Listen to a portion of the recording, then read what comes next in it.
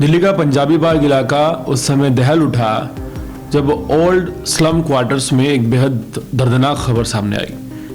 यहाँ 24 साल की एक युवती मुस्कान को उसके घर में गोली मारकर उसकी जान ले ली गई।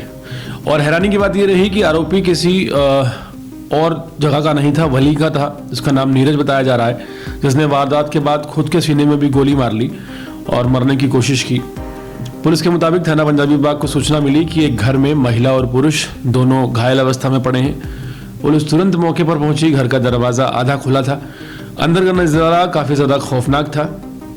कमरे के अंदर गद्दे पर मुस्कान का शव था। उसके सिर में गोली का एक जख्म दिखाई दे रहा था। उसी क्वार्टर के दूसरे कमरे में 25 साल का नीरज घायल अवस्था में पड़ा था। उसके सीने पर गोली के निशान थे और वो तड़प रहा था। पुलिस ने फौरन उसे अस्पताल पहुंचाया, जहां उसकी हालत अब गंभीर बताई जा रही है। फिलहाल जो शुरुआती जांच है उसमें यह साफ हुआ है कि मुस्कान और नीरज एक दूसरे को जानते थे। पुलिस सूत्रों के मुताबिक मुस्कान की कुछ समय पहले शादी हुई थी, लेकिन उसका तलाक हो चुका था। वो पिछले कई महीने से अपने मायके इस स्लम के एक क्वार्टर में रह रही थी। नीरज अक्सर उससे मिलने आता था।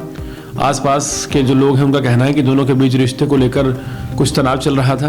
घटनास्थल पर पहुंची क्राइम टीम और एफएसएल टीम ने पूरे घर की बारीकी से जांच की। मौके से कारतूस, खून के नमूने और अन्य सबूत जुटाए गए हैं। पुलिस ये जानने की कोशिश कर रही है कि नीरज के पास वो हथियार कहां से आया और वारदात से पहले दोनों के बीच आखिर क्या हुआ था। कमरे की हालत देखकर ऐसा लगता था कि घटना अचानक नहीं हुई, बल्कि किसी गहरी नाराजगी या आप कह सकते हैं जुनून का नतीजा है। जांच में ये बात भी सामने आई कि दोनों में शुक्रवार रात से ही कहासुनी चल रही थी।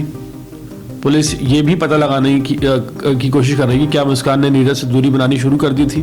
क्या यही बात नीरज को बर्दाश्त नहीं हो पाई? क्या वो किसी तरह का दबाव या धमकी दे रहा था? इन सभी पहलुओं पर पुलिस काम कर रही है।